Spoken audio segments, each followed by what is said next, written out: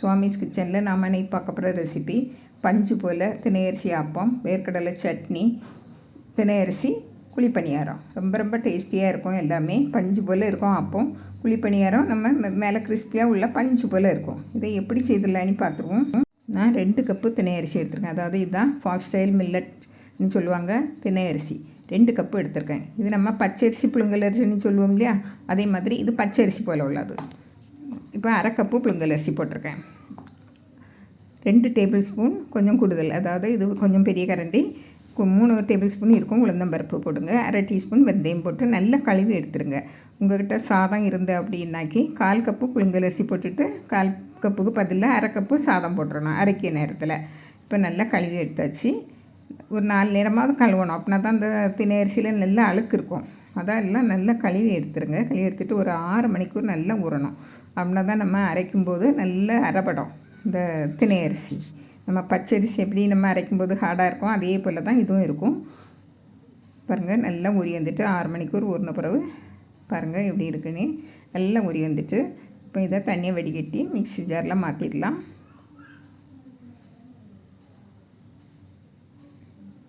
ரெண்டு நேரமாக அரைச்சி எடுக்கேன். நிறைய தண்ணி விட்டு அரைங்க, அப்படின்னா தான் அரைப்படும். பாருங்கள், இப்படி நல்லா நைஸாக அரைப்பட்டுருக்கணும். நம்ம நிறைய நேரம் ஊற வச்சனால நல்லா அரைப்பட்டுரும், நல்லா நைஸாக அரைப்பட்டுரும்.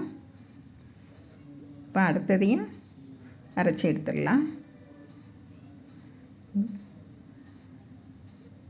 இதையும் அரைச்சி எடுத்துருவோம். இதுக்கு இந்த நேரத்தில் நீங்கள் உங்களுக்கு சாதம் போடணுன்னா ஒரு 1/2 கப்பு சாதம் போட்டுருங்க. அப்படின்னா நல்லா இதோட பஞ்சு போல் இருக்கும்.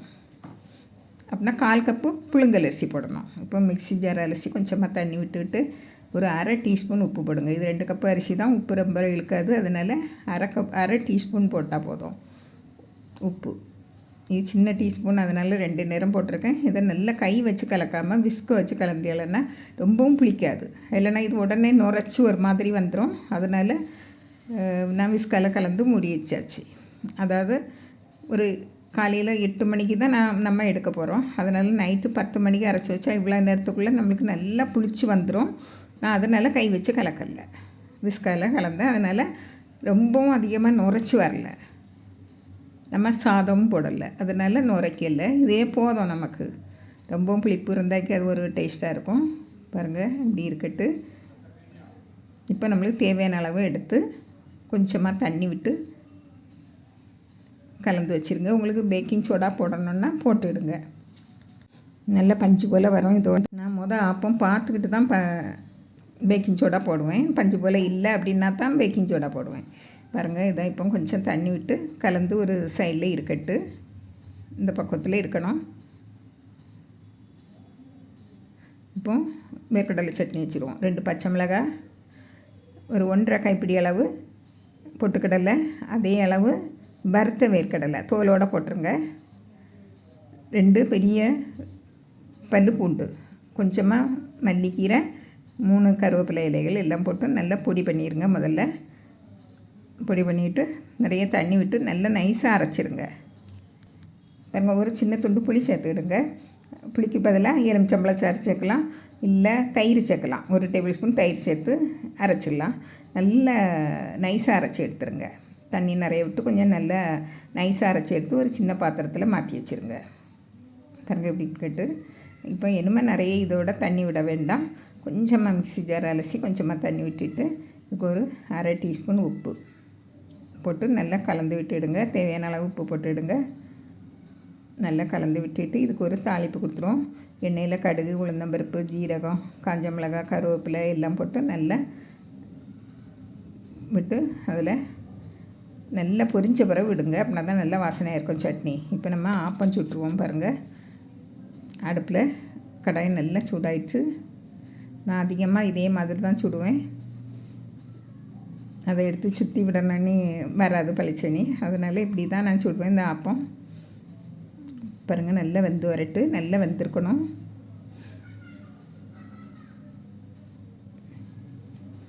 பாருங்கள், வெந்திருக்கானி பாருங்கள். கை வச்சு இன்னும் கொஞ்சம் கல் போல் இருக்குது. இன்னும் கொஞ்சம் அது பஞ்சு போல் வரணும். இன்னும் கொஞ்சம் பாருங்கள், நல்லா கரையெல்லாம் சுருண்டு வந்தாச்சு. கரையெல்லாம் நல்லா கிறிஸ்பியாக வரும் இந்த ஆப்பத்துக்கு. பாருங்கள் எப்படி இருக்குன்னு. நல்லா தூரம் விழுந்து பஞ்சு போல் இருக்குது. இதுக்கு இனிமேல் நம்ம பேக்கிங் சோடா போட வேண்டாம். நான் அதனால் போடலை. நீங்கள் அப்படியே உங்களுக்கு கொஞ்சம் நல்லா கொஞ்சம் கல் போல் இருக்கும் அப்படின்னா நீங்கள் கொஞ்சம் இந்த நேரத்தில் பேக்கிங் சோடா போட்டுவிடுங்க. பாருங்கள், நான் இதை வந்து சுற்றி விட்டாச்சு. எப்படி இருக்குன்னு பாருங்கள். எவ்வளோ தூரம் விழுவுதுன்னு பாருங்கள். சுற்றி விட்ட உடனே பாருங்கள் இல்லை பஞ்சு போல் இருக்குது. அதனால் நான் பேக்கிங் சோடா போடலை. உங்களுக்கு பஞ்சு போல் என்ன பாருங்கள், கண்ணாக தூரமாக இருக்கும். அப்படி இல்லை அப்படின்னா கொஞ்சமாக பேக்கிங் சோடா போட்டுவிடுங்க.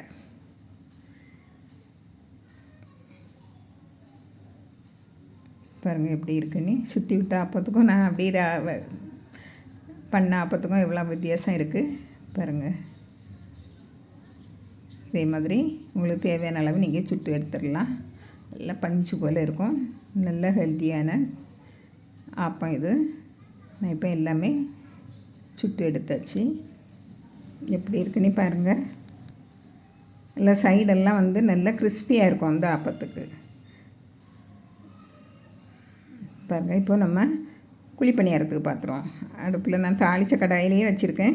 கொஞ்சமாக 1 டேபிள் ஸ்பூன் எண்ணெய் விடுங்க. கடுகு, உளுந்தம்பருப்பு, கொஞ்சமாக ஜீரகம் போட்டு நல்லா பொரிஞ்ச உடனே வெங்காயம் ஒரு சின்ன சைஸ் வெங்காயத்தில் ஒரு பெரிய வெங்காயம் எடுத்து பொடியாக கட் பண்ணி எடுத்து வச்சுடுங்க.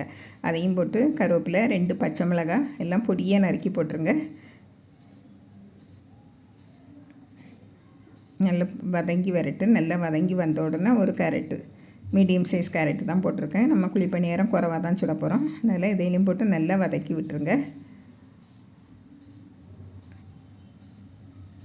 நல்லா வதக்கி விட்டுட்டு நம்ம சுட்டு விட்டு மிச்சம் இருக்கும் இல்லையா ஆப்பம் மாவு, அதில் விட்டுருங்க.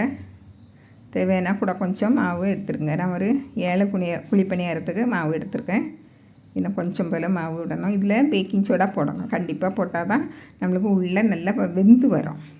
பாருங்கள், பொட்டு கூட கொஞ்சம் மாவு போட்டு நான் 7 குழிப்பணியாரத்துக்கு தான் கரெக்டாக மாவு எடுத்துருக்கேன். பாருங்கள், இப்படி கெட்டியாகவே இருக்கட்டு. பேக்கிங் சோடா கண்டிப்பாக போடுங்க. அப்படின்னா தான் நல்லா சாஃப்டாக உள்ளே இருக்கும். இல்லைன்னா ரொம்ப கிறிஸ்பியாக ஹார்டாக இருக்கும். பாருங்கள், இப்போ குழிப்பணியாரக்கல்ல எண்ணெய் விட்டாச்சு. 3/4 பங்களவு விடுங்க. நல்லா சாஃப்டாக இருக்கும் உள்ள.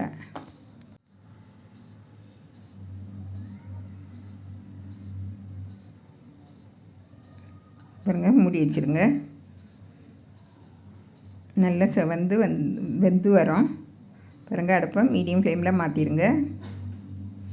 பாருங்கள், இதே அளவில் பக்குவம் இருந்தால் போதும். இதுலேயும் நீங்கள் தண்ணி விட்டுறாதுங்க, வேகாது.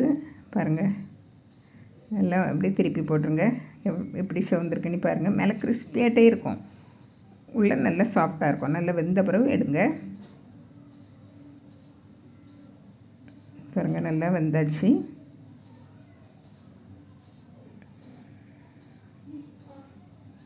நல்லா செவந்து வரணும். இப்போ எடுத்துடலாம்.